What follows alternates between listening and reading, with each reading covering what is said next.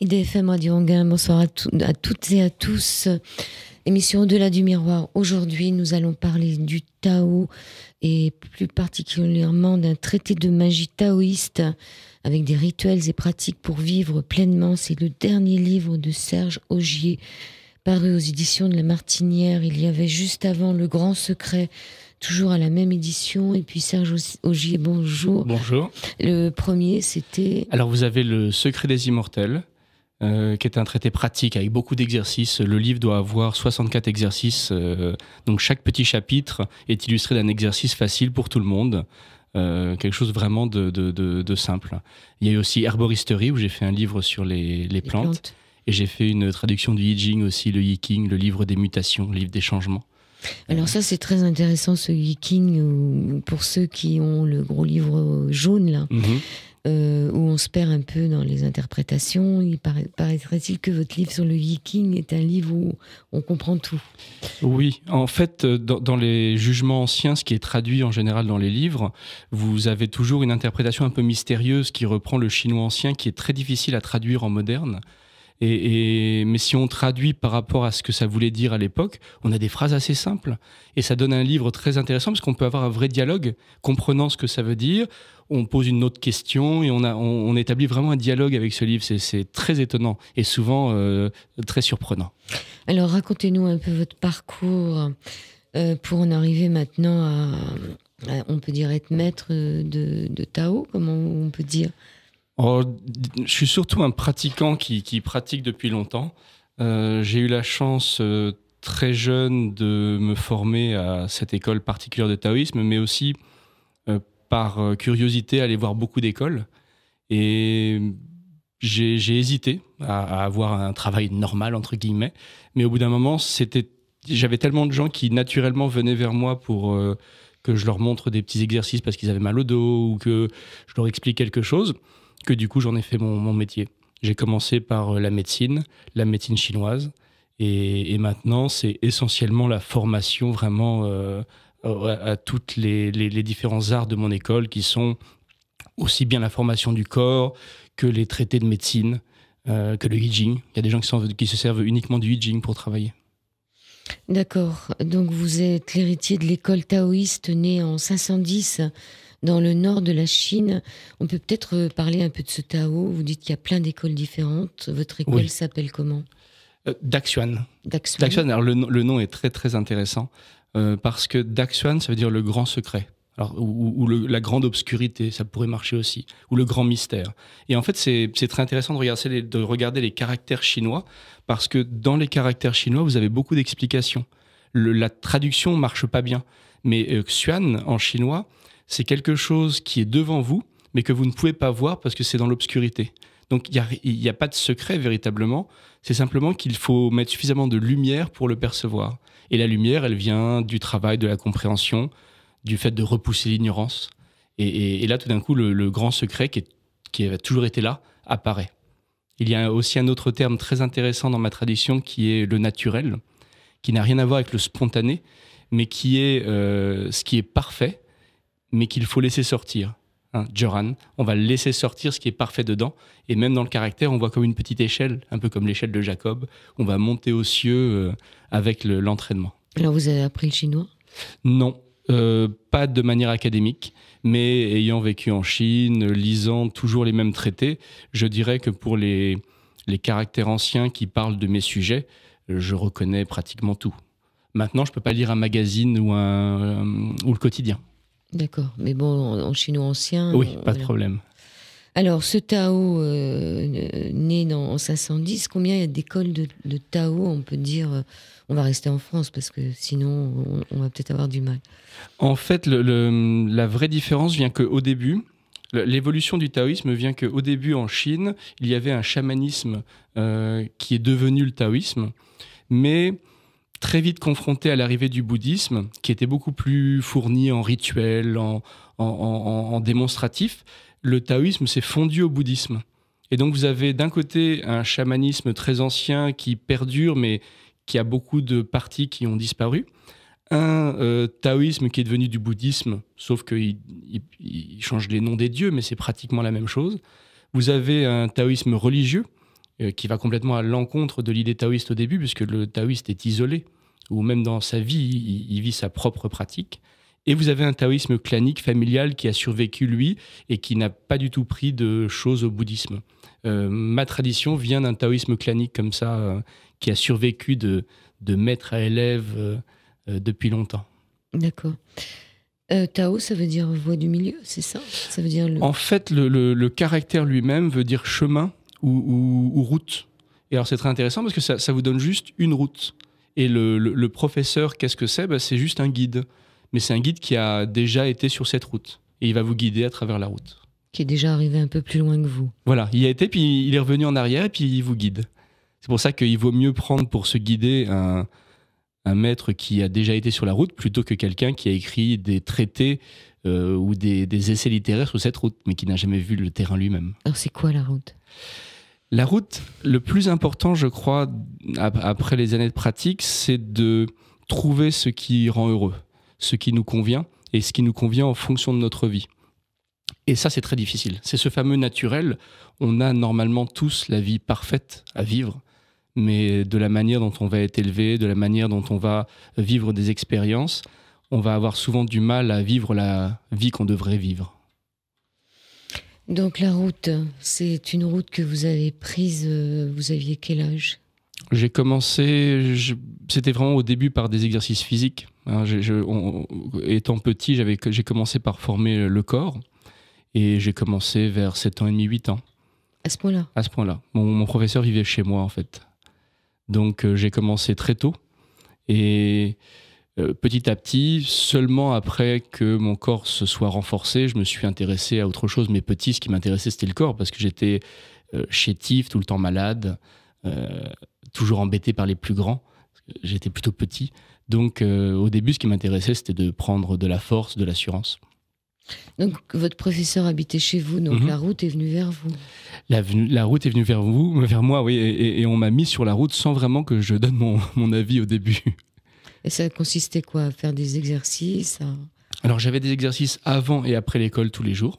Des exercices physiques, beaucoup d'exercices sur l'immobilité, sur l'enracinement physique, le fait de ne pas bouger, même si on exerce une pression devant, derrière, sur le côté.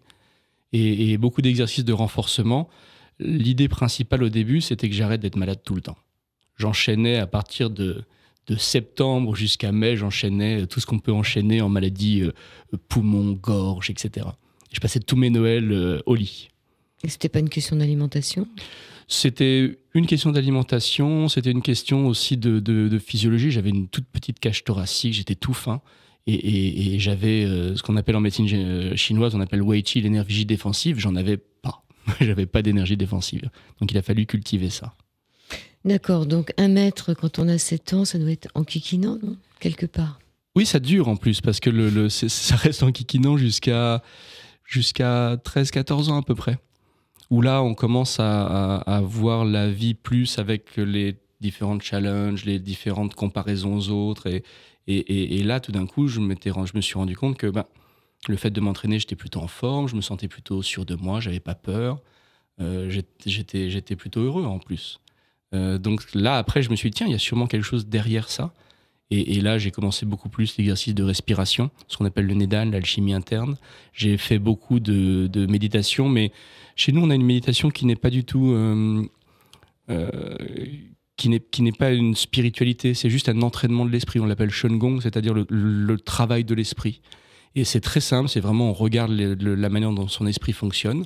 On s'habitue d'abord à se rendre compte que son esprit fonctionne de manière un petit peu indépendante. Et puis on fait ami-ami avec lui, et petit à petit, ça devient un outil, au lieu d'être l'outil de nos émotions.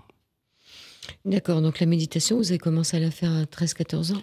Avant, c'était plus de la concentration dans le sens où je devais rester immobile, où je devais regarder une bougie, ou rester immobile sur une jambe.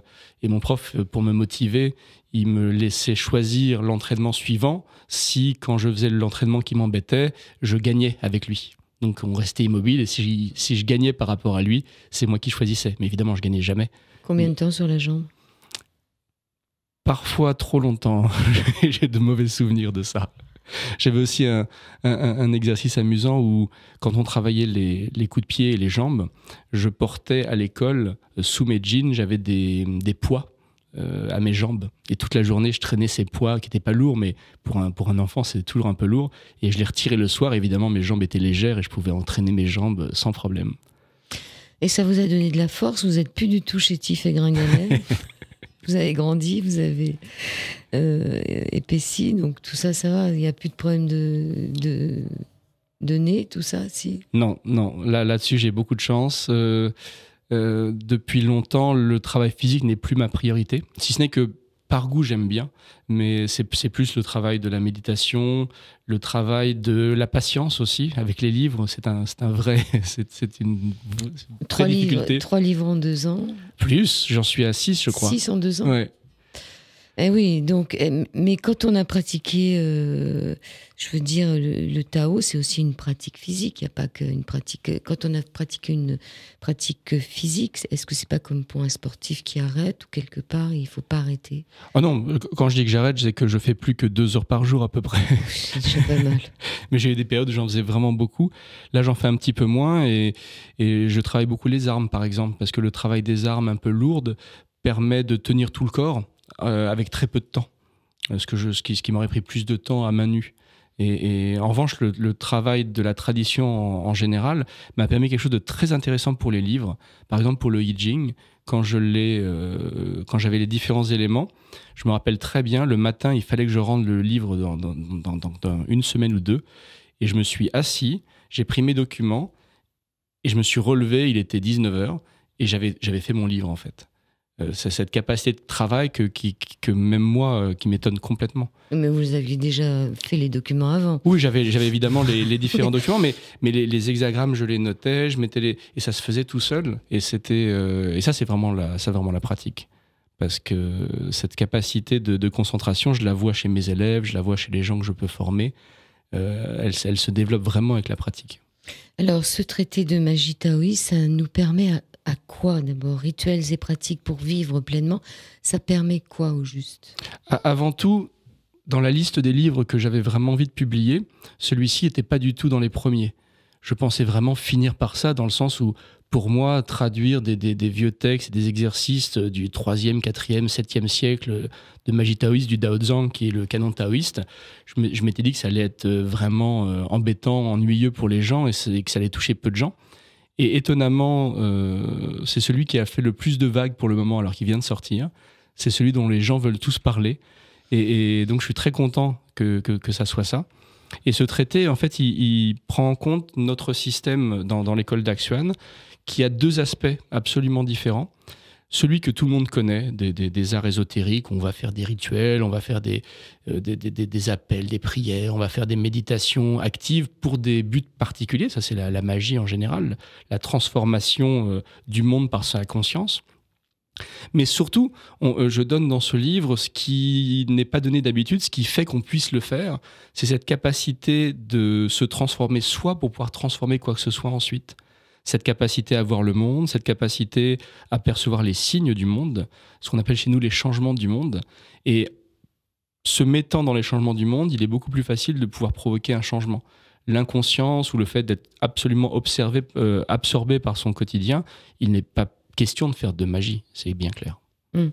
Et vous parlez qu'il y a plusieurs magies aussi. Oui. Mais on en parlera peut-être, on va faire une mini pause musicale et on va se retrouver tout de suite après.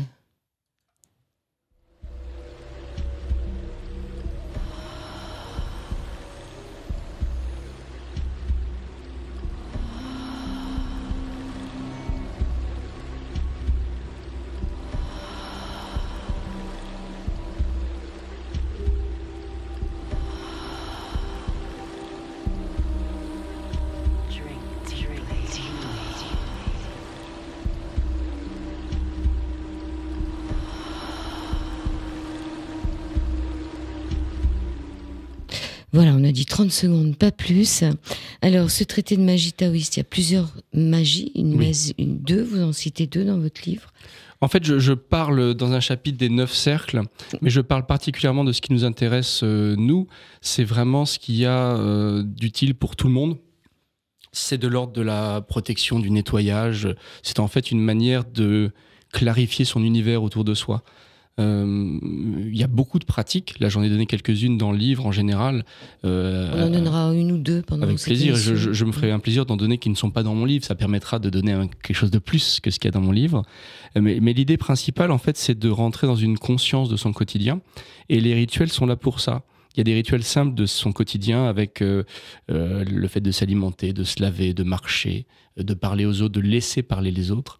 Mais après, il y a des pratiques où on va rendre un endroit sacré. On va prendre un endroit chez soi et on va le sacraliser.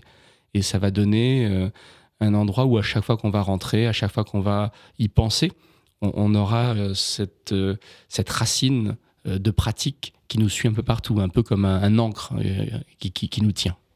Alors, donc ce cercle magique qu'on peut faire chez soi, mais qu'on peut faire aussi à son travail. Complètement. Qui est intéressant, si vous travaillez dans un bureau où il y a plein de monde, ça peut vous permettre de vous isoler un peu et de vous protéger, parce que c'est des rituels de protection quelque part. Complètement. Qui sont pas très difficiles, hein. Je pense que, par contre, à la fin, ça commence à se compliquer, hein. Le tout dernier, ça commence à devenir plus compliqué, parce qu'il faut trouver des ingrédients. Bon, mais on va pas dévoiler tout le livre. Donc, vous nous avez proposé de nous donner un petit exercice. Un exercice assez simple. Quand on a chez soi un endroit pour lire, un endroit pour manger, on se rend compte que, quel que soit l'aménagement de sa maison, même si on a un salon avec des fauteuils confortables, on va se retrouver à aller lire les livres qu'on aime bien dans un endroit particulier. Ça peut être dans la cuisine, ça peut être un endroit qui n'était pas spécialement prévu pour ça. Eh bien, l'idée, c'est de trouver chez soi les endroits où on est bien. C'est déjà la première étape. Trouver un endroit où, quand j'ai un livre qui me plaît vraiment, ou quand je veux passer ce coup de fil à cette personne que j'aime particulièrement, je vais me mettre. Naturellement, on a toujours les mêmes 2-3 endroits chez soi où on fait ça. Quand j'ai trouvé cet endroit, je vais simplement ou tourner sur moi-même, décrivant un petit cercle comme je le décris dans le livre parce que c'est une pratique qui est facile, ou simplement me mettre à 2 pas de l'endroit où j'aime bien, imaginer que dans l'endroit où je vais aller, je vais justement retrouver cette sérénité, ce plaisir ou juste ce calme que je recherche, et je vais faire un grand pas et rester dans cet endroit-là. Quand j'aurai fait ce grand pas et que je suis maintenant dans l'endroit qui est à moi, quelque part j'ai changé d'univers. Je passe de mon univers quotidien mondain où il ne se passe rien, à cet endroit qui est à moi, qui est un endroit secret. En fait, on l'appelle chez nous le monde invisible. C'est ce monde qui est plus fin en perception que le monde de tous les jours. Et pour commencer, si je fais ça régulièrement, juste à me faire plaisir à aller dans cet endroit particulier, j'aurai toujours dans ma journée la mémoire de cet endroit, qui de toute façon m'attend. J'ai toujours cet endroit-là. Donc si après je suis stressé, si je suis fatigué quand je rentre chez moi, je peux retourner dans cet endroit. Et on en sort en marche arrière. Et on en sort en marche arrière. On ne traverse pas... Non, c'est mieux de sortir en marche arrière, en effet. Alors, dans cet endroit sacré, dans votre livre, vous expliquez qu'après, vous pouvez amener des choses avec vous dans cet endroit sacré pour les sacraliser. Complètement. Ça peut être quoi? Des vêtements, une écharpe, par exemple? En fait, la première chose, c'est que si je fais régulièrement mes rituels à un même endroit, je peux mettre à cet endroit-là une petite table, une petite tablette même, où je laisse quelques objets comme ça qui seront le rappel de l'endroit, mais qui est donc le rappel de tout ce qui est sacré pour moi, tout ce qui est précieux. Et donc, je peux mettre une écharpe, une bague, peut-être une cravate, parce que c'est ce qui se porte parfois dans les bureaux. Et quand j'ai besoin d'une petite aide ou d'un moment difficile où je sais que je vais être particulièrement dans une journée stressante, je vais prendre cet objet, cette cravate, cette bague, ou peut-être mettre les 3, l'écharpe, la bague, la cravate et le chapeau, et partir dans cette journée difficile. Ça peut être aussi simplement un bouquet, des fleurs ou une série de petites pierres que j'aime bien. Et quand je pars, je prends une seule des fleurs ou une seule des pierres. Et quand je la regarde là où je suis, j'ai une mémoire de là où c'est chez moi. Et donc, je me raccroche à cet endroit que j'aime bien. Le jardin secret. Le jardin secret. Le jardin secret. Donc, faire un jardin chez soi, invisible à l'œil des autres. Mais vous dites qu'après, on peut amener des gens dans son jardin secret, mais pas n'importe qui. Hein. On choisit les gens et on va pouvoir d'abord simplement les faire goûter à ce jardin secret, les amener avec soi dans le cercle ou dans notre endroit sacralisé, pour voir déjà ce qu'ils en pensent. Est-ce qu'ils voient une différence? Est-ce qu'ils sentent quelque chose? Le mieux souvent, c'est de rien dire, de juste dire, tiens, laisse-moi te montrer quelque chose, et de les laisser goûter l'ambiance. Et un peu comme quand on rentre dans un endroit particulier. Il faut quand même leur dire de s'arrêter parce qu'ils n'ont pas le droit de traverser. Donc, on peut les laisser traverser. Bon, on les laisse traverser. Voilà, mais on verra ce qu'ils vont sentir. Et parfois, c'est intéressant parce que des gens vont avoir des expériences assez amusantes. Et de là, peut-être leur faire partager ce rituel, qu'eux-mêmes fassent la même chose chez eux, de manière à ce que tout le monde ait un petit peu cette possibilité de s'évader si besoin. Alors, ce rituel est à faire 2 fois par semaine, vous dites minimum, hein? Oui, ça c'est parce qu'il ne faut pas affoler les gens, il ne faut pas que ça soit trop de travail. Mais il est bien clair que si ça marche et que si ça fait du bien, 1 fois par jour, voire 1 fois matin, 1 fois matin, 1 fois soir, c'est pas trop. Aujourd'hui, on utilise quand même beaucoup de temps pour des choses pas toujours très utiles. Et je pense qu'on peut se priver d'1 ou 2 séries de télé pour faire ça. Combien de temps on reste dans notre jardin secret ? Si ça fait du bien et que ça peut être aussi l'endroit où on fait sa pratique personnelle de respiration ou quelle que soit sa pratique personnelle pour se délasser le soir ou pour se motiver le matin, autant faire tout ce temps-là dans cet endroit-là. Oui, mais on ne va pas rester toute la journée dans son jardin secret quand même. Ça serait pas mal. Mais non, mais je pars du principe, et cette tradition part du principe que on a une pratique personnelle. Alors une pratique personnelle, c'est quoi ? Ce sont des techniques pour raviver, tonifier ou juste prendre conscience de son corps, de son souffle et de son esprit. Donc, quelle que soit sa pratique, qu'on fasse un peu de méditation, qu'on respire juste ou qu'on ait juste un petit rituel personnel de fin de journée où on va lire le journal quelque part, autant les lire dans cet endroit-là. Alors le cercle, on ne le trace pas à la craie, hein, c'est un cercle imaginaire. Vous conseillez de le faire assez grand quand même, qu'il soit pas rikiki si on doit amener du monde après. Exactement. Normalement, il est fait de 8 pas. On le fait en 8 pas. Il faut qu'il fasse 8 pas. Il faut qu'il fasse 8 pas. Des bons pas. Hein. Il faut une grande maison alors. Il faut une grande maison ou alors faire des petits pas. Oui, parce que déjà 8 pas, c'est pas mal. Oui, ça fait un beau cercle. Normalement, dans 8 pas, on peut faire tous les rituels après, plus tard, qui se font dans les cercles, où il y a jusqu'à 3 personnes. Donc 8 pas, c'est bien. D'accord. Alors, il ne faut pas avoir des très grands pas pour ceux qui habitent dans des studios. C'est ça, ils font des petits pas. On fait des petits pas. Donc, premier rituel, qui est peut-être le premier rituel aussi de votre livre, hein, c'est-à-dire de commencer à pouvoir se faire son jardin secret, son endroit sacré, où on se retrouve. Chacun y trouvera ce qu'il a envie d'y trouver. Après, on recule en marche arrière. Oui.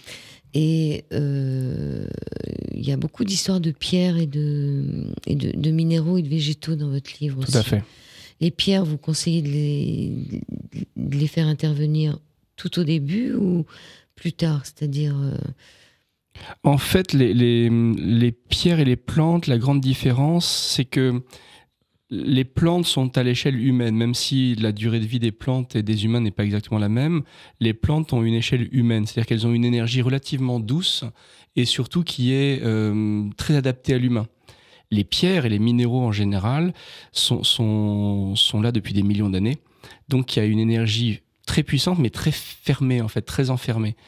Donc dans les 2 cas, on peut les utiliser dès le début, mais il vaut mieux s'adapter aux plantes avant d'aller vers les pierres. Et dans tous les cas, quel que soit ce qu'on raconte dans les livres, et même dans le mien, et quel que soit ce qu'on raconte dans les livres de santé avec les plantes, et quand on s'associe à une plante ou à une pierre, il vaut mieux prendre une pierre et une plante qu'on aime bien. Même si on ne sait pas pourquoi, même si quand on regarde ce qu'elle fait, c'est pas du tout ça, il vaut mieux prendre quelque chose qui nous attire. Parce qu'au bout d'un moment, on va comprendre pourquoi et ça sera toujours plutôt positif. D'accord, donc les plantes, on va vers les plantes, c'est-à-dire dans votre livre vous en donnez plusieurs. Tout à fait. Et ces plantes, on les a sous quelle forme ? En séché, on peut avoir des petits arbres. Alors l'idéal, c'est d'avoir des plantes séchées pour l'utilisation quand on va faire des tisanes et des. J'ai fait, je suis désolé, hein, j'ai fait un autre livre encore, Herboristerie, et dedans vous avez des petits baumes, des petites lotions que vous pouvez faire qui sont même des petits élixirs pour soi, pour se tonifier. Et là, l'idéal, c'est quand même les plantes séchées, c'est plus pratique. Mais l'idéal absolu, c'est d'avoir cette plante que vous avez fait pousser, que vous avez récoltée et que vous faites sécher. Ça, c'est vraiment le top, dans le sens où le processus même de la poussée de la plante, vous l'avez accompagné, donc l'énergie est très en accord avec la vôtre, évidemment. Alors, vous racontez aussi dans votre livre que vous pouvez aller chercher des plantes sur place, mais qu'il y a un rituel aussi pour aller les chercher. Vous pouvez nous en parler? Il est assez étonnant. Il y a déjà deux rituels importants avec les plantes. Celui où vous voulez établir, un peu comme votre jardin secret chez vous, vous voulez établir un espèce de point de contact avec un endroit qui vous est cher. Et vous avez celui dont je parle dans le livre, qui est si on prend quelque chose à la nature, il faut lui donner quelque chose. Donc en général, plus vous prenez une partie de la plante importante, la racine, ce qui va tuer la plante, ou une bonne branche ou quelque chose, eh bien, si on veut que cette partie de plante ait de la puissance ou du pouvoir pour nous, il faut lui donner de l'importance. Et pour lui donner de l'importance, on va faire une offrande en fonction de l'importance qu'on lui donne. Donc c'est vrai que si je donne le chewing-gum que j'ai mâchouillé pendant les 20 dernières minutes en disant ça fera le cadeau, j'aurai le cadeau de la plante sera le même. Donc il faut que je fasse une offrande qui me fasse un petit peu de peine pour que ça soit vraiment quelque chose que je donne. Hein. Un cadeau que je donne qui n'a pas de valeur pour moi n'a pas de valeur pour la personne. Donc il faut que je donne un cadeau. Alors ça peut être quoi? Au début ça peut être de l'eau tout simplement. Complètement, de l'eau où j'ai prévu le coup. Je suis parti en sachant qu'il me fallait récolter des plantes dans la nature. Donc j'ai quelques pierres que j'aime bien, quelques petites choses que j'aime bien à moi, que je vais enterrer là où j'ai pris la plante. Parfois simplement je suis attiré à travers une balade, je suis attiré par une plante et je veux prendre un bout de cette plante et j'ai rien sur moi. Et là, je vais être obligé de laisser quelque chose parfois beaucoup plus embêtant. Et comme je n'avais pas prévu, je me retrouve à donner des choses plus importantes. Mais au moins, la plante que j'ai ramenée aura une importance à mes yeux, donc une importance tout court.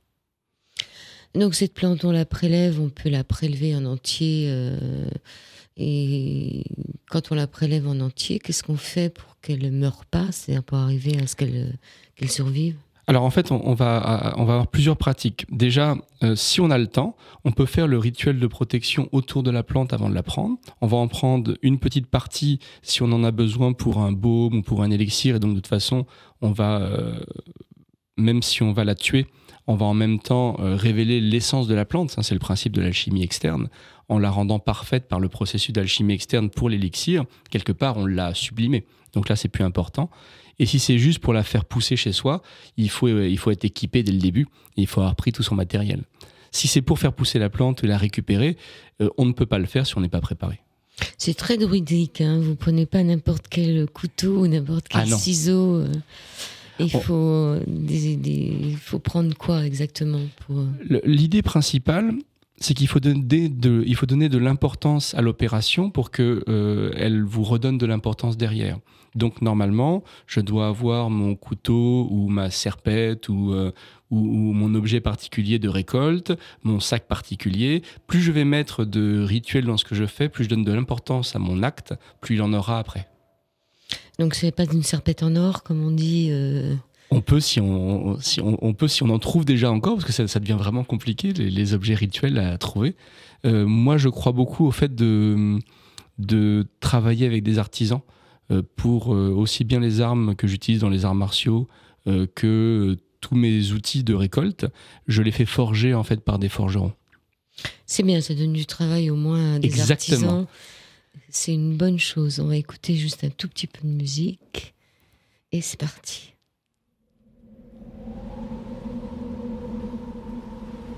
Listen to my song. It's everywhere, blowing across the ocean, in the air. Hear the wind. It calls your name. Feel my warmth in every flame. See me dancing in the fire. Feel me burning desire.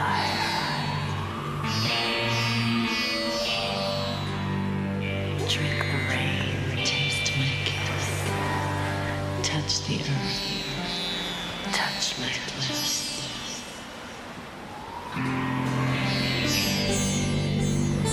I am the chalice, the holy well. Drink deeply. Voilà, donc on se retrouve avec Serge Augier. Vous pourrez apprendre l'herboristerie, vous pourrez apprendre le grand secret. Ce sont des titres de livres, Traité de magie taoïste aux éditions de La Martinière, tout cela.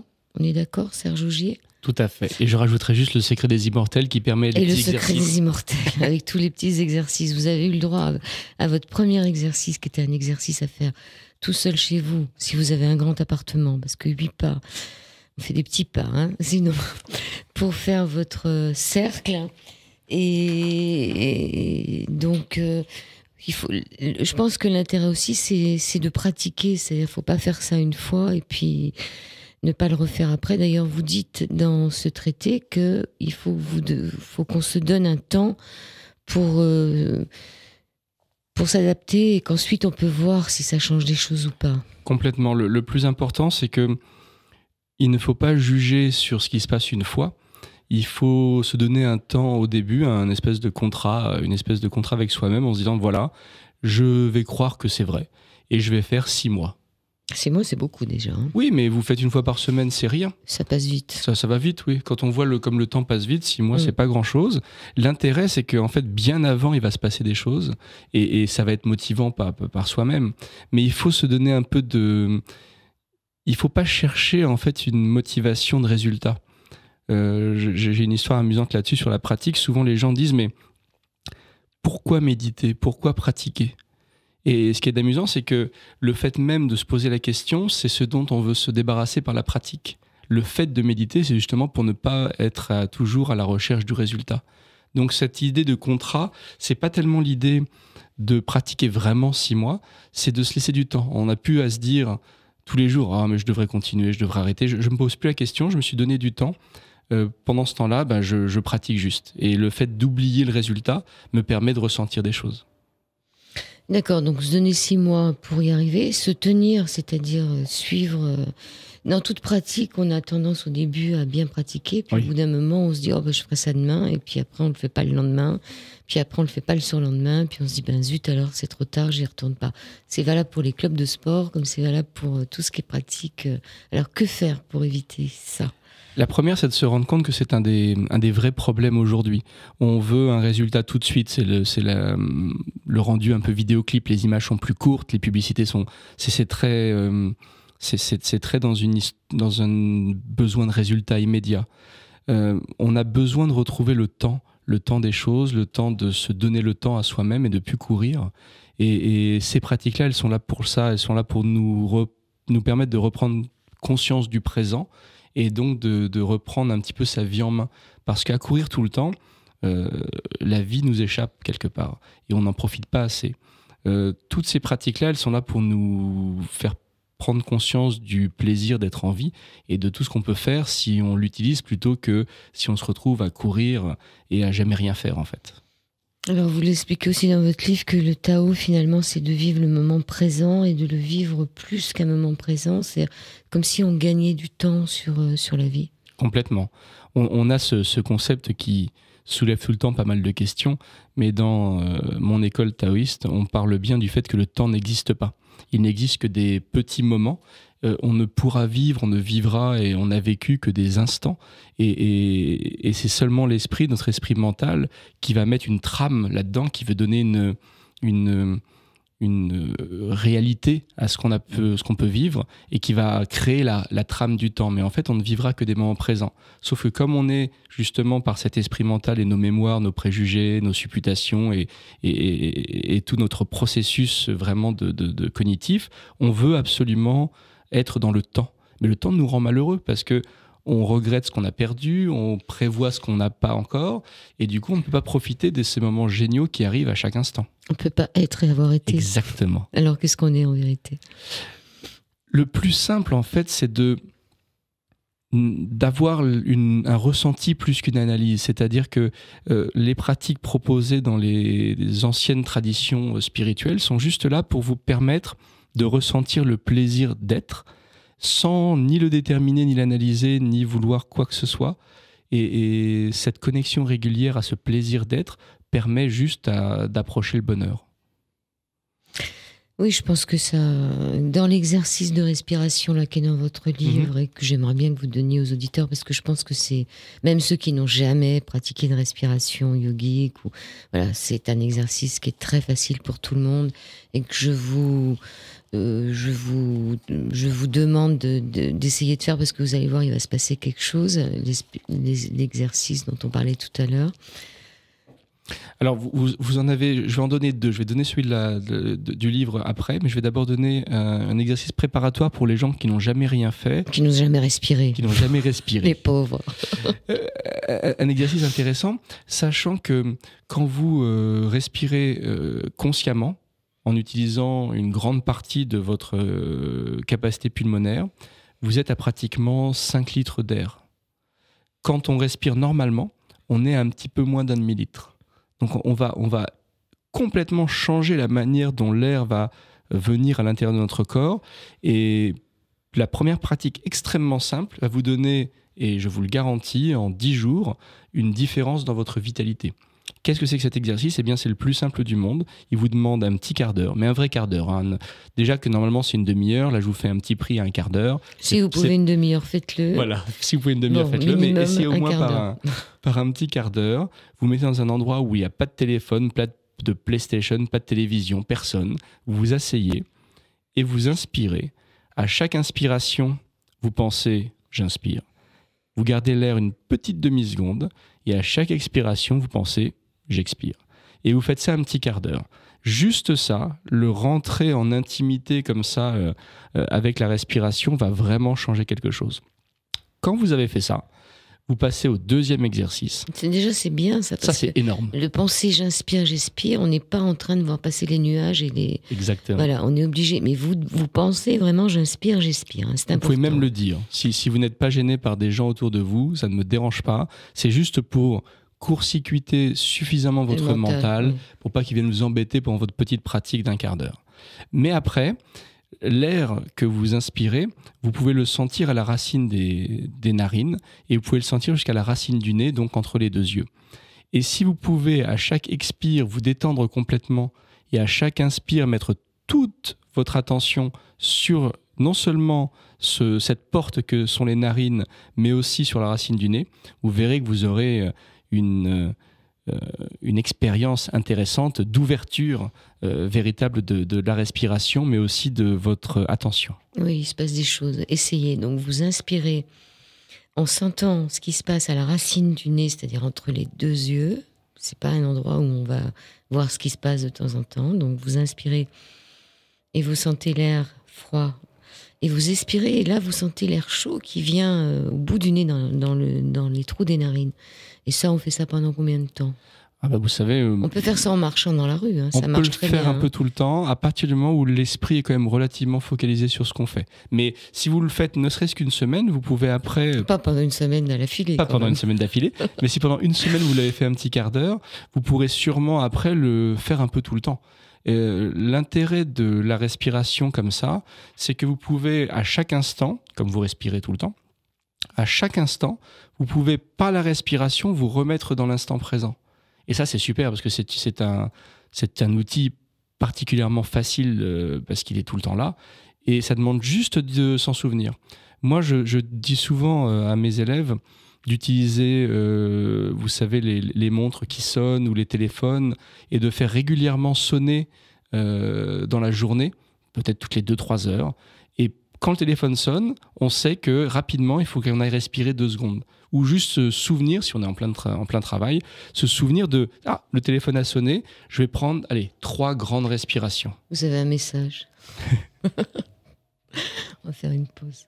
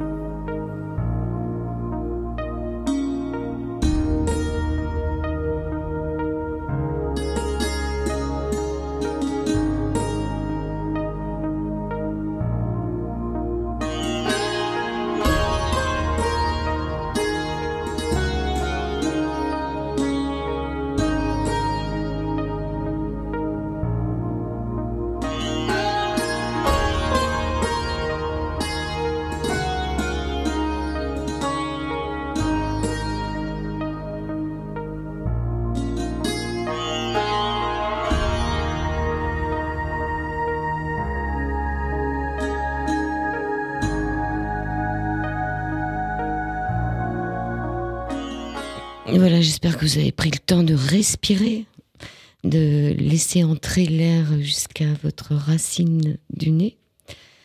D'ailleurs, c'est là où on se rend compte qu'on a une racine du nez et que jamais on avait été voir ce qui se passe là-bas. Parce que souvent dans les techniques de respiration, de respiration, on prend en bas de la narine, mais on ne va pas trop regarder ce qui se passe là-haut. Et en même temps, vous avez quelque chose d'intéressant, c'est que dans toutes les traditions, on parle du troisième œil. Mais ce troisième œil, on n'a pas vraiment de technique pour le développer, si ce n'est des techniques de méditation. Mais au niveau des techniques physiques, il n'y en a pas. Et bien en fait, les techniques secrètes, dissimulées ou dites avancées se passent en fait par le ressenti du souffle qui vient jusqu'au troisième œil pour l'aider à s'ouvrir. Oui, puis en technique de méditation, yoga, on nous demande de regarder le bout de notre nez. On ne nous demande pas du tout d'aller voir un œil fictif qui est entre les deux yeux. Ça n'existe pas. Ne cherchez pas à ouvrir votre troisième œil en louchant. Ou si, on peut le faire en louchant, mais c'est une autre histoire. Oui. Mais on nous demande de regarder la pointe du nez quand même. Hein. Et voilà, c'est bien de reparler du troisième œil, parce que si on essaye de l'ouvrir, en vérité, il n'existe pas. C'est un point de lumière à l'intérieur de notre crâne. Alors, vous avez aussi fait un livre qui s'appelle Rajeunissez. Ah oui.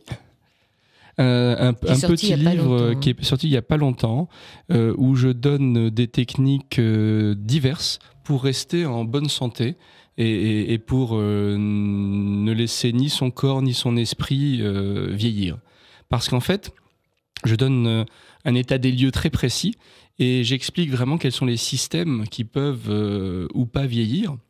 Et entre autres, notre esprit, vous savez, il y avait une légende qui disait que les neurones mouraient à 30 ans. Oui, c'est ça. Ouais. Mais en fait, pas du tout. On peut, jusqu'à la semaine avant sa mort, apprendre de nouvelles choses et reconstruire des arbres synaptiques complets dans son esprit.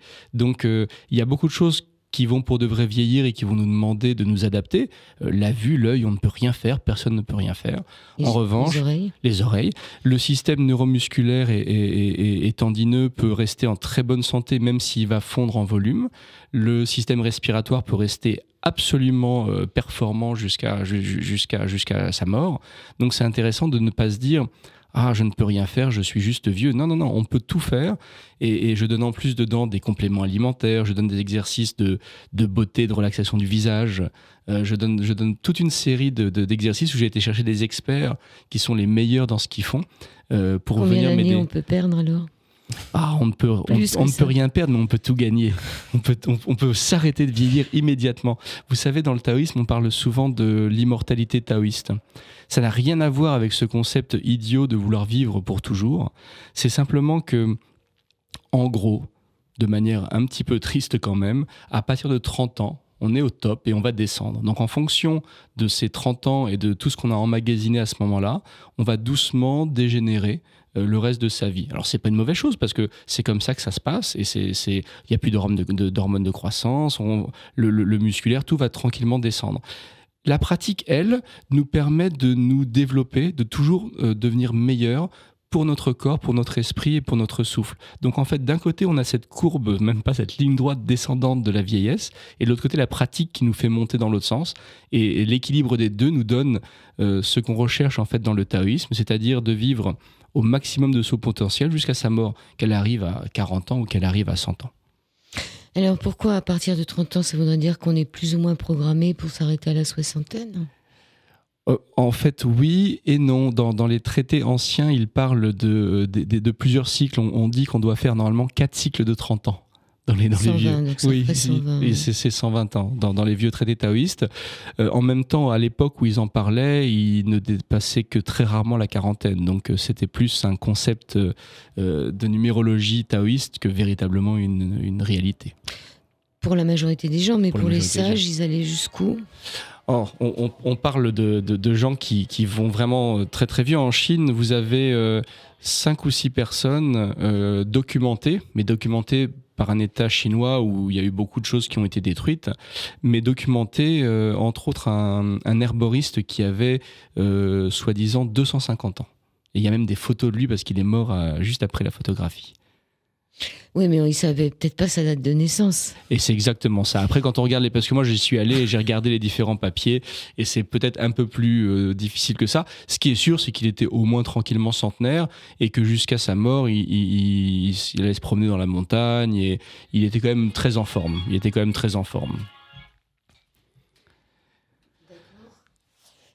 Donc avec l'herboristerie, avec les techniques de longue vie et de santé, tant que le corps peut tenir un esprit sain et que le souffle donne la vitalité, il est bien clair que on peut en tout cas vivre toute sa vie dans de bonnes conditions, et ça c'est important. C'est une bonne chose. Donc ce livre s'appelle Rajeunissez. C'est chez La Martinière aussi ? Alors je publie uniquement chez La Martinière. Tout est chez La Martinière, mais c'est dans la collection en fait qui correspond à Méditer, qui sont au nom de Urban Daoist, où je fais intervenir d'autres personnes avec moi. Et c'est très intéressant parce que ce sont des petits livres, mais dans lesquels il y a beaucoup d'informations. D'accord, on va se retrouver tout de suite après.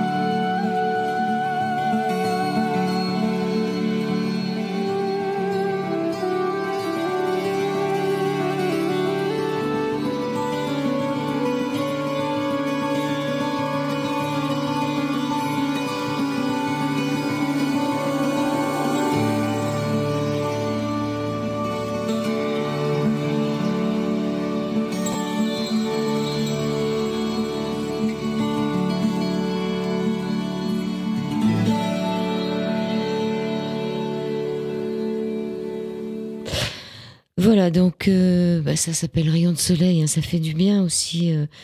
Nous sommes toujours avec Serge Augier qui non seulement écrit beaucoup, et donne des cours. Comment ça se passe exactement ? En fait, les gens m'approchent par connaissance ou à travers les livres, et j'ai des instructeurs qui donnent des cours régulièrement un peu partout. Et moi-même, je donne deux fois par mois, une fois tous les 15 jours, une journée entière de stage sur les sujets que je traite dans mes livres. D'accord. Donc ça permet de faire une formation complète, en fait. Voilà. Donc, qu'est-ce qu'il y a dans cette journée ? Il y a du tai chi ? Voilà. En fait, l'ensemble de ma tradition est basé sur l'idée de l'être humain entre ciel et terre. Donc vous avez toujours le travail de l'esprit qui correspond au ciel, le travail du yin, de la nature, de la terre qui correspond au corps, et le travail de la vitalité qui correspond au souffle, à ce qu'on appelle souvent l'énergie, le chi, qui correspond à l'être humain. Donc il y a toujours une journée sur le corps, une journée sur la méditation, l'esprit, une journée sur la vitalité, sur le souffle. Et vos instructeurs, ils sont un peu partout dans Paris, c'est-à-dire qu'on peut suivre, pour ceux qui voudraient par exemple suivre des cours de tai chi, il y a plusieurs points dans Paris. Ça se passe dans des jardins en général. Jardins, dans des salles, ça dépend vraiment de l'instructeur et de comment il organise, parce que ils ont une grande liberté d'action. En fait, il suffit de me contacter sur mon mail que l'on trouve dans mes livres, et j'envoie directement le programme. Mais c'est vrai que moi-même, je suis pas toujours parfaitement au courant de ce programme, puisque je leur laisse une certaine liberté. Il y a 2 sites internet aussi ? Oui, le mieux c'est de taper sergeaugier.com. Avec ça, on est sûr de trouver. Et puis le site des livres avec lesecretdesimmortels.com. Donc lesecretdesimmortels.com, où on va retrouver tous vos livres. Voilà, normalement tous mes livres là sont à jour.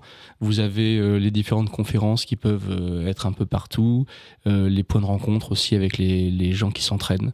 Comme ça permet aux pratiquants de se rencontrer, et ça crée des rencontres intéressantes. Alors, ça peut intéresser des gens qui ont envie de faire du tai chi. On rappelle ce que c'est ces gens qui font des mouvements un peu spéciaux dans les jardins. C'est une espèce de gymnastique, on pourrait dire, pour les profanes, mais en vérité, c'est plus que ça. Le tai chi chuan, en fait, donc il y a 3 caractères, tai, chi et chuan. Chuan, ça veut dire style de boxe. Donc c'est vraiment à l'origine un art martial très sérieux, puisque à l'époque où ça s'est développé, les arts martiaux en Chine étaient en compétition, et ceux qui ont survécu étaient ceux qui, pour de vrai, pouvaient survivre dans la réalité. Donc le Tai Chi Chuan, au début, était un vrai art martial, une vraie boxe. Il y a maintenant plus un art martial de santé, qui permet de rester en bonne santé et de garder un corps, des tendons et une très bonne posture. Mais on peut garder aussi le côté martial, parce que je donne parfois des cours de self-défense pour les gens aussi, et je me sers des techniques du Tai Chi Chuan qui sont encore très vivantes. Donc c'est un peu les deux, on peut tout faire avec. C'est aussi quelque chose qui vous tient en bonne santé, une méditation en mouvement et un style de boxe encore vivant. Une sorte de danse, moi j'ai plutôt l'impression que ça ressemble un peu à de la danse. En fait, les mouvements sont très chorégraphiés, donc c'est vrai qu'on retrouve l'esprit de la danse, mais ils ont une intention qui n'est pas dans le geste beau ou dans le geste juste, mais dans le ressenti. Donc c'est un peu différent que la vraie danse en fait. C'est pas un regard porté vers l'extérieur ?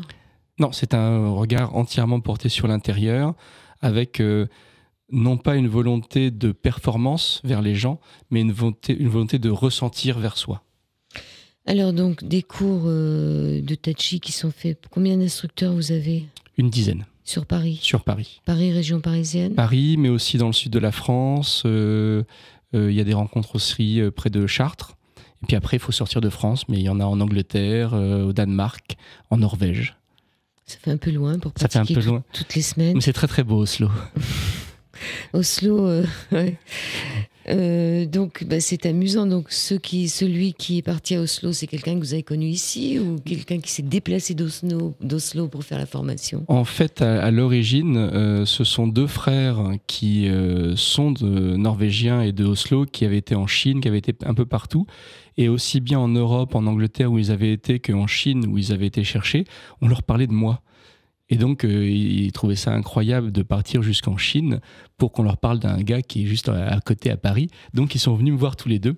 C'était deux vrais vikings un peu costauds, anciens forces spéciales de l'armée, qui sont venus pour les arts martiaux au début et qui aujourd'hui enseignent la méditation, la respiration et l'ensemble de mes pratiques. D'accord. Donc, pour ceux que ça intéresse, vous allez sur sergeaugier.com. Il y a un mail. Il y a un mail, vous avez aussi mon blog urbandaoist.com, mais si vous tapez mon nom, vous arrivez toujours à tous mes sites en fait. Donc, c'est le plus simple. Il y a un téléphone sur les sites ? Pas du tout. Il n'y a pas de téléphone, ou peut-être, je ne sais plus. Je vous avoue que je ne sais pas moi qui fais directement mon site, mais je crois que c'est surtout un mail. D'accord, donc pour ceux qui sont intéressés par... on peut dire que c'est du développement personnel aussi. Quelqu'un qui n'aurait jamais pratiqué le Tao et aucune spiritualité, qui serait intéressé par des rencontres, c'est des petits groupes, hein, vous me dites. Hein. Oui, ce sont toujours des petits groupes, et le plus important, c'est que l'entraînement, c'est un entraînement très clair, très simple, du corps, du souffle et de l'esprit. Donc c'est pas du tout de la méditation, mais c'est un entraînement de l'esprit. D'ailleurs, le nom en chinois, Shen Gong, c'est vraiment l'entraînement de l'esprit. Le travail du souffle, pareil, c'est un entraînement en fait de la capacité à respirer. C'est une volonté de rentrer en intimité avec son souffle. Donc il n'y a pas du tout la facette spirituelle, sauf si on la recherche. Et c'est une des facettes qui est possible avec la magie, avec la médecine taoïste, avec ces choses-là. Ce sont des choses qu'on peut rajouter. Mais avant tout, c'est voir qu'est-ce qu'on a. Ben, on a un corps, on a une respiration qui est plus que nécessaire, et on a un esprit qui bien souvent nous joue des tours. Ben, on va se réapproprier tout ça.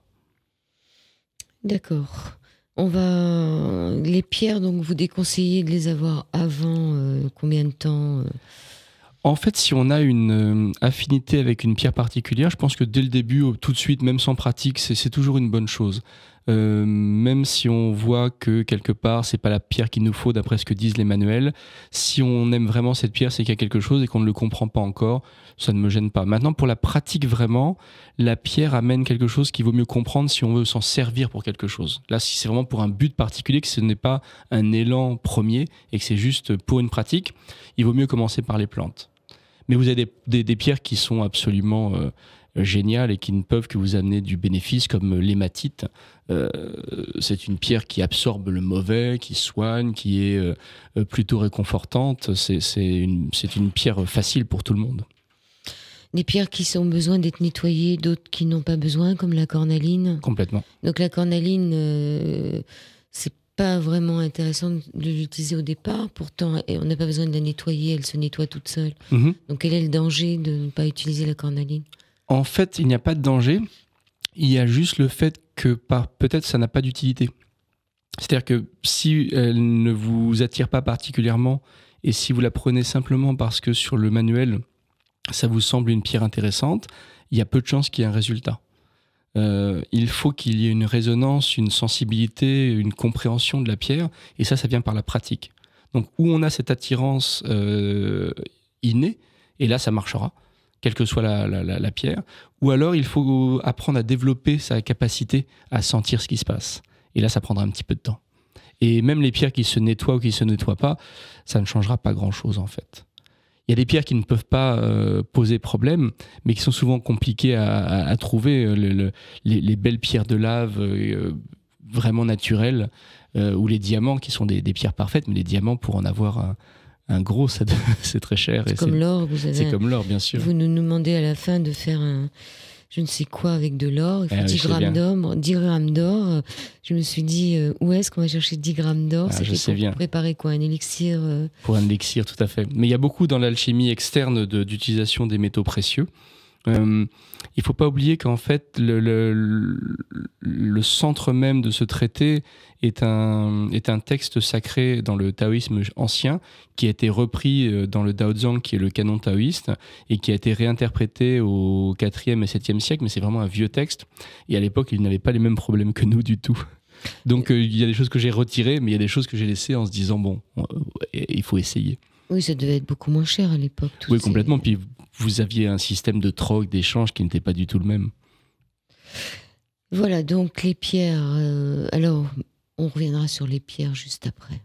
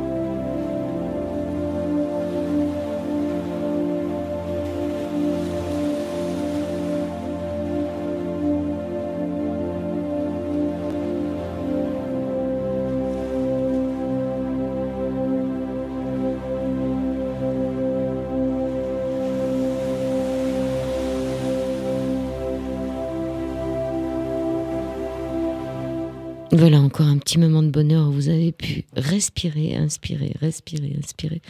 Pour rien que du bonheur pour vous tout seul, dans votre jardin secret ou ailleurs.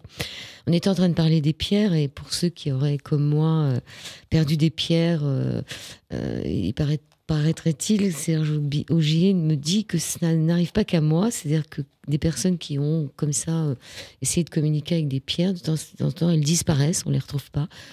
Oui, dans la pratique, on parle souvent du pratiquant qui va perdre quelque temps un objet qui lui est cher, un objet de pratique, mais aussi un objet auquel il est attaché, et en général qui revient. Il revient, mais il disparaît de manière incompréhensible. Encore une fois, ce week-end, j'étais en stage à Copenhague, et un objet à moi, alors qu'il était posé dans un endroit relativement clos, qui était une chambre d'hôtel, et c'était un objet d'une certaine taille, et il a disparu, alors que j'étais devant lui, et il a réapparu en rentrant plus tard. Il était en fait dans un sac, mais c'était pas le bon sac, et le sac n'était pas dans le bon endroit, donc il y avait vraiment aucune explication. Il a bougé. Il est parti quelque temps, il est revenu vers moi. Donc c'est très intéressant. Dans les stages où nous faisons parfois des journées entières de méditation, donc là on parle plus d'un quart d'heure, mais de 5 ou 6 heures d'affilée, vous avez beaucoup d'histoires comme ça où des gens étaient devant eux, avaient leur cahier de notes, donc ils méditent devant leur cahier de notes, il n'y a pas de raison que ça s'en aille, et le cahier disparaît. Et un peu plus tard, ils le retrouvent. Ailleurs. Et voilà. Donc c'est un truc de pratiquant, ça. Et ça veut dire quoi? Alors dans la Chine ancienne, vous avez un personnage très important qui s'appelle Zhongguai. Zhongguai, c'était quelqu'un qui a été forcé par les maîtres du souterrain, ce qu'on appelle Fengdu, qui sont un peu comme les enfers taoïstes. Il a été contraint d'aller rechercher les démons qui étaient sur Terre. Et il va chercher en fait un peu tout ce qui a du pouvoir. Et il l'observe, il vérifie qu'il n'y a pas de démons, et il le rend. Et souvent, quand il se promène pour chercher les démons et qu'il passe à côté d'objets chargés de beaucoup d'émotions, de puissance, d'énergie par les pratiquants. Ces fameux objets sacrés qu'on a emmenés dans son jardin. Qu'on a mis sur notre hôtel. Dans notre jardin secret. Eh bien, il va vous les prendre quelque temps, vérifier qu'il n'y a pas de mal là-dedans et vous les rendre. Ah bah c'est bien, il les nettoie alors. Il nettoie, ou alors si l'objet était trop chargé d'émotions négatives ou de choses qu'il fallait ne plus laisser dans ce monde, il l'emporte dans le Fengdu, donc dans les enfers. Donc cette pierre qui a disparu, que je n'ai jamais retrouvée, peut-être qu'elle m'a guéri de quelque chose, elle m'a nettoyé de... C'est pour ça que je reviens toujours sur les pierres, parce que je trouve que c'est intéressant, les pierres. Complètement. Mais bon. Donc il peut carrément l'emmener dans les enfers. Complètement. Pauvre Pierre. Et il est, vous avez une pratique que l'on a chez nous, toujours dans le côté ésotérique, parce que s'il y a une pratique extrêmement simple qu'on a chez nous, vraiment le travail du corps, c'est vraiment très terre à terre, mais on a aussi un travail beaucoup plus spirituel et beaucoup plus ésotérique, que ce soit dans le traité de magie, mais on a aussi un nettoyage des maisons, on appelle ça l'acupuncture des maisons. Et bien souvent, les pierres qu'on utilise pour l'acupuncture des maisons ne restent pas là où elles doivent.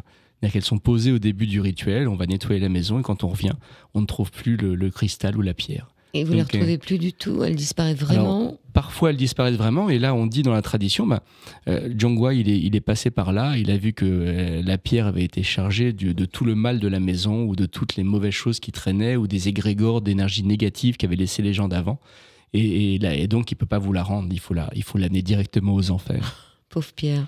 Exactement. En même temps, elle revient aux entrailles de la terre, donc c'est une espèce de cycle bouclé. C'est intéressant tout ça. Donc, nettoyer sa maison avec des pierres. Vous dites aussi que quand on pratique à un certain moment, on peut mettre des pierres aux quatre coins cardinaux de sa maison. Et là, vous ne développez pas, mais je veux dire, c'est quoi comme pierre? C'est les pierres qu'on aime? En fait, la pierre qu'on aime aura toujours ce rapport avec soi. C'est plus un objet, par exemple, les pierres que l'on aime bien. C'est bien d'en avoir des petites et de les avoir tout le temps avec soi, parce que c'est la pierre parfaite à donner en offrande quand on prend une plante. Ça crée un point de contact, un point d'ancrage avec le lieu et la plante. Donc c'est vraiment ces pierres sont très intéressantes pour ça. Maintenant, pour la maison en général, le cristal est très bien.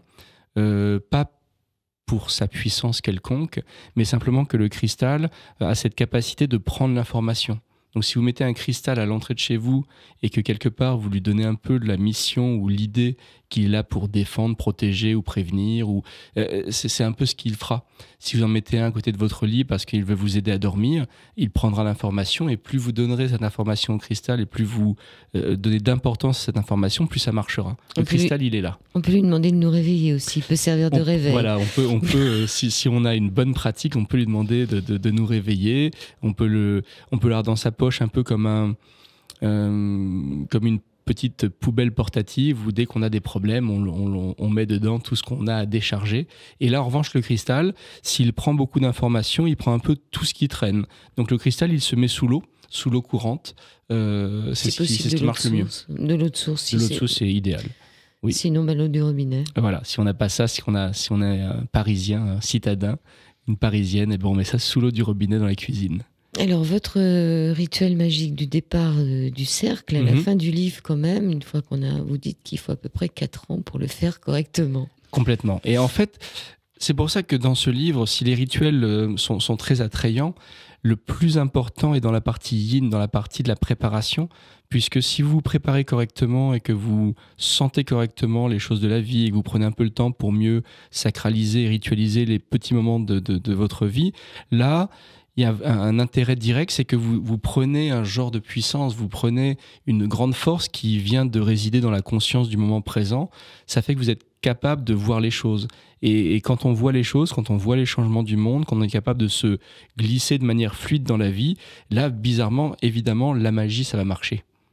Donc l'idée, c'est vraiment de prendre ce temps, de faire ce contrat, de dire je vais essayer peut-être 6 mois, et de faire tous ces petits exercices qui vont ritualiser son quotidien et qui vont vraiment donner une importance à sa vie, donc se donner une puissance interne très importante. Donc 6 mois pour se donner le temps, mais les résultats ne viennent pas 4 ans après. Et non, ça va beaucoup plus vite. Complètement. Ben en fait, tout le travail de ce qu'on appelle les qualités, les qualités de son souffle, de son corps aligné, de sa structure, tout ça va donner de la puissance à ce qu'on veut. C'est pour ça que ce travail initial est beaucoup plus important que véritablement le travail actif que l'on veut faire plus tard, en fait. Avant tout, il faut se développer soi, et de là, on peut faire à peu près n'importe quoi. D'accord, on va repartir un dernier moment en musique, très court.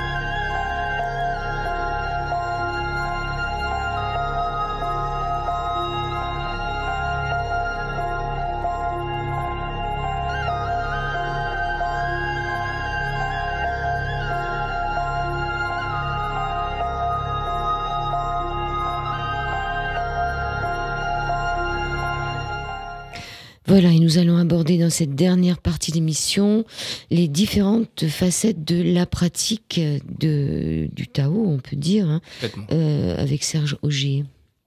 En fait, dès l'origine, l'ensemble de la pratique du taoïsme est basé encore une fois sur cette idée de l'être humain entre ciel et terre. Donc vous avez le travail du corps, du souffle et de l'esprit. Mais quand on travaille juste le corps pour passer au travail du souffle, qui est un travail immobile, on a aussi le travail du corps conscient. Et pour passer au travail de l'esprit, on se rend compte qu'on est un petit peu embêté par ce qu'on appelle les émotions, et donc on a aussi le travail des émotions. Ça fait en fait les 5 facettes de la pratique du taoïsme dans les traditions globales, c'est-à-dire le corps purement la gymnastique, le corps conscient un peu comme dans le Tai Chi Chuan, l'alchimie interne, donc ce travail de la respiration et de la vitalité, le travail émotionnel et le travail de l'esprit. Donc en fait, après, chacune de ces parties vous permet de développer des qualités particulières.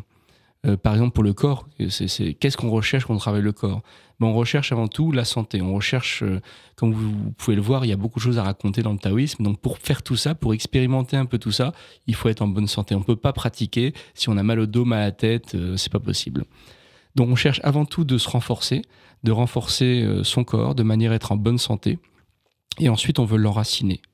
On veut l'enraciner dans la terre, un enracinement réel, c'est-à-dire si on vous pousse, vous bougez pas. Et ça va vraiment aider un enracinement psychologique. Les deux vont aller de pair. Donc ce travail du corps, rapidement, va jouer sur les émotions et sur la vitalité en même temps. Vous dites qu'on sera plus éveillé. Complètement. En fait, il y a quelque chose de très important, c'est que si je passe ma vie à être un petit peu endormi, eh bien, mes émotions, mes préjugés, mes pulsions vont me guider. Mais moi, je vais juste laisser ma vie m'appartient plus. En fait, je ne fais que réagir à mon quotidien et je n'ai plus de vrai choix. Je me retrouve à être un peu balancé par la vie à droite et à gauche. L'idée de ces pratiques me permettent de retrouver une conscience, d'être présent, de faire mes choix. Et là, ma vie redevient ma vie. Et dans le taoïsme, on dit un truc amusant qui dit si on est endormi, si on est complètement écrasé par le mondain et par le quotidien, ce sont les gens éveillés qui dirigent notre vie, ceux qui ont l'œil ouvert. Et ça, on l'a tous remarqué plus ou moins, où on est passé à côté de choses parce qu'on dormait. On a tous vécu ça au moins une fois, où il y a une occasion qui est passée et puis on était tellement endormis qu'on n'a pas saisi au vol et ça a fait le bonheur de quelqu'un d'autre. Voilà. Et après, on se dit, mais zut alors. En plus, on a un système humain qui fonctionne avec les habitudes, c'est-à-dire que pour que ça marche plus vite et mieux, un peu comme le buffer sur Internet, on met des choses en mémoire. Et le système, dès qu'il fait 3 fois quelque chose, ça devient une habitude. Et plus on a des habitudes, plus on va s'enfermer dans ces habitudes, et moins on réalise, et moins on est éveillé dans ces moments-là. Et d'ailleurs, on a tous expérimenté le moment où, en allant au bureau pendant 10 ans de sa vie, si un jour on doit prendre la même ligne de métro pour aller à une station avant ou après, c'est souvent très difficile. On se retrouve à descendre à la station habituelle qu'on a fait pendant 10 ans. Et on a besoin de sortir de ça parce que il y a vraiment un besoin de se responsabiliser et de s'approprier de nouveau sa vie et de ne pas se laisser aller à juste regarder la télé et faire des choses comme ça où on ne réfléchit plus en fait. Alors si vous faites le petit exercice de respirer par la racine du nez, vous allez découvrir des choses à côté de chez vous que vous n'aviez jamais vues. C'est ça qui est étonnant. C'est-à-dire que ça donne une autre perception de la vie et on est passé devant des choses pendant des années et on ne les a pas vues. Le nombre de gens qui m'expliquent qu'ils ont découvert l'architecture de l'immeuble d'à côté, le petit parc qu'ils n'avaient jamais vu une rue plus loin parce qu'ils ont été respirer un peu et en marchant, ils ont découvert un univers complet qu'ils ne connaissaient pas et qui était à 100 mètres de chez eux. On a vraiment besoin de se réveiller pour, encore une fois, profiter de ce moment où on vit parce que, quel que soit ce qui se passe après, en tout cas, on ne sera plus là. Donc, autant en profiter vraiment. On sera plus là, ça on s'en moque, mais bon, pour l'instant on est là, et donc le Tao permet de vivre l'instant présent. C'est pas sans se soucier du passé, parce que le passé il fait partie de notre vie. C'est pas sans se soucier de l'avenir, puisque le Tao, je pense, peut faire que notre avenir sera meilleur, puisqu'on est en train d'avoir plus de temps et d'être enraciné, comme vous le dites, et d'être debout face à la tempête. Et c'est ça qui est intéressant dans ce monde où tout chavire un peu, où on est sur une barque qui flotte, on ne sait pas où. On peut peut-être un peu tenir les amarres. De plus, si on s'entraîne, qu'on a une pratique personnelle ou qu'on pratique un peu ces exercices de magie, quelque part, ça illumine notre vie et ça donne un exemple. Et les gens aiment bien suivre les exemples qui leur plaisent. Si les gens autour de vous eux-mêmes se mettent à faire une pratique personnelle, se soucient plus de leurs voisins, se soucient plus des gens autour d'eux, ça crée autour de soi un univers plus sympa. Et ça, c'est déjà très important. Le fait de faire attention et que ça attire l'œil encourage les gens à faire le même effort. Et l'univers autour de soi est plus sympa, les gens eux-mêmes font la même chose et ça crée un monde qu'on essaie de changer dans le bon sens en fait. Alors ce qui pourrait empêcher les gens d'utiliser ce traité de magie taoïste, c'est la peur. Hein, vous le dites, c'est-à-dire la peur de la magie. C'est quoi cette magie ? Il faut y croire. C'est quoi ? Ils ont peur, on ne sait pas ce qui va leur arriver. En fait, que ça soit pour la pratique où on explique que ça va amener un changement, pour la magie qui a toujours quelque chose d'un peu effrayant derrière, les gens souvent le font pour être sûr que ça marche pas. Les gens qui viennent les premières fois ou qui essayent, c'est presque plus pour se prouver que ça marche pas plutôt que pour voir que ça marche. Et quand ça commence à marcher, là, ils prennent peur. Souvent. Mais à partir des 2 ou 3 premières expériences, il y a vraiment après une curiosité terrible de voir de l'autre côté du miroir, de voir de l'autre côté ce monde invisible, parce qu'il y a vraiment des choses intéressantes. Et ce monde invisible, en vérité, il est là. Complètement. mais on le voit pas. Vous le disiez tout à l'heure, ça veut dire passer de l'autre côté du voile, c'est-à-dire de regarder ce qui est dans l'obscurité. Oui, et c'est aussi accepter que tout est possible. On part d'une éducation qui nous est propre à chacun, qui va nous donner des limites. Et bien souvent, on ne sortira jamais de ces limites durant sa vie parce que c'est confortable et qu'on n'a pas besoin de se poser des questions. Toutes ces pratiques nous permettent à chaque instant de se poser toutes les questions et de se donner toutes les possibilités. Tout est possible et ça donne évidemment beaucoup d'intérêt à sa vie. Mais pour moi, le plus important, c'est que ça donne une jeunesse et un regard toujours neuf sur les choses de sa vie qui pourraient vieillir. Et en fait, en permanence, on regarde sa vie comme quelque chose de nouveau. On regarde les gens autour de soi comme des gens nouveaux. On regarde les gens qu'on aime comme des gens nouveaux. Et ça permet de vraiment ne pas gâcher justement ces moments quotidiens. Alors, il y avait un petit exercice aussi où vous demandez de regarder les choses qu'on a au quotidien. De regarder, donc moi j'ai regardé la trousse que j'ai dans mon sac et je me suis rendu compte qu'elle était sale. Bien souvent, parce qu'on ne voit plus les choses. Exactement. Mais c'est exactement ça. Et de se rendre compte que, par exemple, on va toujours utiliser un objet, mais qu'on n'aime pas. Et on se retrouve à passer peut-être 10 ans avec un objet qu'on utilise régulièrement, mais qu'on n'aime pas. Par exemple ?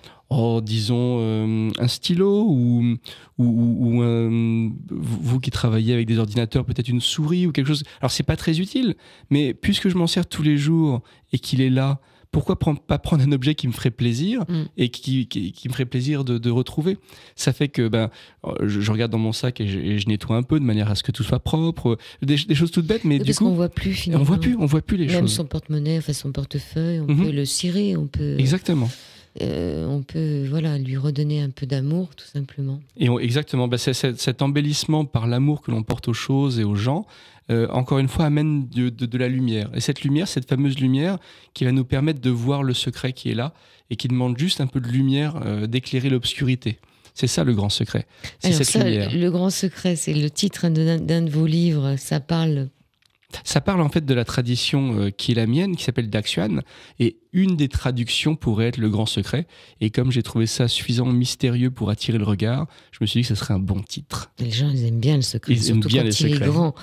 Alors, il y a aussi Traité de magie taoïste, il y a aussi Le secret des immortels qui permet d'avoir 64 petits exercices pour le quotidien, le livre sur l'herboristerie. Un peu plus difficile d'accès, mais très intéressant, le I Ching, qui est donc une traduction du I Ching ou du I Ching dans un langage moderne pour tous les jours. Pour les Européens. Un livre sur les cycles des saisons, qui s'appelle Vivre en harmonie avec les saisons, qui permet de rester en harmonie avec son quotidien et son année qui avance. Le petit livre de méditation qui s'appelle Méditer. Et rajeunissez. Alors les saisons, vous en avez 5 aussi On a 5 saisons, oui, dans le taoïsme. Il y a 5 saisons et 24 temps. On nous en a donné que 4 ici. Là, on est dans la 5e. En ce moment, on est dans la 5e. On est en train de passer dans la 5e. Alors, qu'est-ce qu'il faut faire dans la 5e saison ? Le plus important dans la 5e saison, c'est un moment de préparation, un moment de prise de force pour ce qui arrive derrière. C'est un moment où on passe d'une saison qui nous a amené beaucoup de feu avec l'été, vers un moment qui nous demande un peu un bilan avec l'automne, avant de passer à ce moment d'introspection qu'est l'hiver.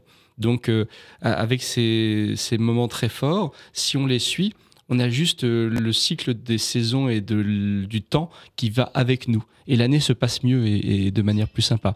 C'est aussi un moment où on fait attention à son alimentation. Le moment de terre, c'est le moment où on fait très attention à son alimentation, où on va regarder ses habitudes et on va faire attention de ne pas s'être enfermé dans des choses néfastes. Alors, faire attention à son alimentation, là, à l'automne, 5e élément, 5e saison, ça serait quoi ? C'est-à-dire... C'est le moment où il faut simplifier son alimentation. Donc, ça ne veut pas dire du tout de faire un régime. Ça veut dire de manger des protéines cuites, des légumes cuits, peu de sauce, peu d'épices, des choses simples. Les épices, c'est pour l'été. Hein. Voilà, les épices, c'est pour l'été. On peut avoir certaines choses épicées aussi en hiver si on est un petit peu fatigué ou malade. Mais c'est un moment où il faut simplifier son alimentation pour renforcer au maximum son système immunitaire de manière à entamer l'hiver bien, de manière à pouvoir faire un hiver sympa où on aura beaucoup d'énergie pour réfléchir sur le printemps qui arrive. Oui, l'hiver, c'est dur, l'hiver. L'hiver, c'est dur. Qu'est-ce qu'on fait l'hiver alors pour que ce soit moins dur ? L'hiver, en fait, c'est un moment où on fait le bilan de ce qui s'est passé durant l'année et où on se donne des directions pour le printemps. Le printemps, il y a une grande énergie qui va jaillir, donc il vaut mieux être prêt. Sinon, on va juste être pris par ses émotions et faire un petit peu n'importe quoi. Donc l'hiver, c'est un moment où on va se mettre en retrait. On se met en retrait, un moment de vraiment où c'est pas le moment de sortir, c'est pas le moment de rencontrer des gens nouveaux, c'est un moment où on regarde ce qu'on a fait cette année. Et un peu comme tous les jours, on fait son bilan en regardant sa journée. L'hiver, on fait son bilan en regardant son année. Et en préparant la prochaine. En préparant la prochaine. C'est un moment où il faut savoir se couvrir. Aujourd'hui, on n'a plus peur du rhume parce qu'il y a tellement de médicaments qui nous enlèvent tous les symptômes. Mais l'hiver, il faut se couvrir. C'est dommage, en se couvrant pas assez, de juste fatiguer son système. L'hiver, c'est un moment où on reste à l'intérieur, on se couvre. Et si on va à l'extérieur, on se couvre vraiment bien. Je vois souvent, moi, et ça me choque un peu par rapport à ce que je fais, en hiver, des gens se promener en t-shirt avec une petite veste trop courte, le nombril à l'air. Et c'est vraiment un moment où on peut fatiguer le système pour rien. Oui, c'est les jeunes. Ouais. Ça fait jeune, quoi, parce qu'on n'a jamais froid quand on est jeune. Eh oui. Hein, d'ailleurs, c'est ce que nous disent les plus anciens. Ils nous disent couvrez-vous. On voit bien que t'es jeune. T'as pas froid comme ça. Donc, les jeunes, si vous nous entendez, couvrez-vous, mettez. Fatiguez pas pour rien votre organisme, Exactement. Ça sert à rien. Mais c'est des questions de mode. C'est tout à fait des questions de mode. Le pantalon taille basse a vraiment fait du mal. Ça a fait décoller les ventes de produits anti-rhume, mais c'est à part ça, c'est pas très bon. En plus, juste cet endroit de taille basse, ça expose des points en médecine chinoise qui sont vraiment pas bons à mettre au froid. C'est ce qui se trouve juste... Voilà, ce qu'on appelle Mingmen. Et Mingmen, c'est-à-dire la porte de la vie. La porte de la vie, ça aime le chaud et le feu. Donc autant vous dire qu'au froid, la porte de la vie, on n'a pas envie que ça se ferme quand même. Mais peut-être que les jeunes en vieillissant, ils vont comprendre que cette porte de la vie, elle est importante. De toute façon, ils auront froid. Parce un moment ou un autre, ils auront froid de toute façon. Ils vont couvrir leurs fesses. Qu'est-ce que vous pourriez dire pour terminer l'émission, Serge Augier? Moi, je pense vraiment que le plus important aujourd'hui, c'est de réaliser que on utilise son temps pas toujours de manière intéressante. On passe trop de temps à regarder la télé, à jouer, à faire des choses qui sont pas utiles. Ça vaut le coup de prendre une petite heure dans sa journée. Alors, ça peut paraître beaucoup, mais une petite heure, c'est rien. Et cette petite heure, on peut la consacrer à mieux se connaître. Quand on a travaillé un peu sur soi, à mieux regarder les autres et à essayer de mieux les connaître aussi, à les laisser parler, à les écouter. Et peut-être que quand on se connaît, qu'on a regardé les autres et qu'on les connaît mieux, à regarder son monde et qu'est-ce qu'on peut faire pour aider ce monde-là. Et s'aider soi-même déjà au départ, parce que je pense que quand on se donne une heure pour soi-même, il doit y avoir des choses qui changent. Oui, chez nous, on dit vraiment qu'on s'occupe d'abord de soi, ensuite de l'autre, et qu'après on regarde le monde ensemble. Ok, donc le grand secret, traité de magie taoïste. Le secret des immortels, herboristerie, harmonie avec les saisons, méditer, rajeunissez, le I Ching. Que des bonnes choses. Ah oui, je travaille. Et un site internet. Et un site internet, sergeaugier.com, c'est le plus facile. Augier. Tout à fait. urbandaoist.com, mais aussi le secretdesimmortels.com, le site des livres. Ça y est, j'ai retrouvé le mot, c'était daoïste. Mais c'est trop tard, on en parlera une autre fois. On se retrouve dans très peu de temps, j'espère. Serge Augier, merci beaucoup. Je vous en prie, à bientôt. Merci. Au revoir. Voilà.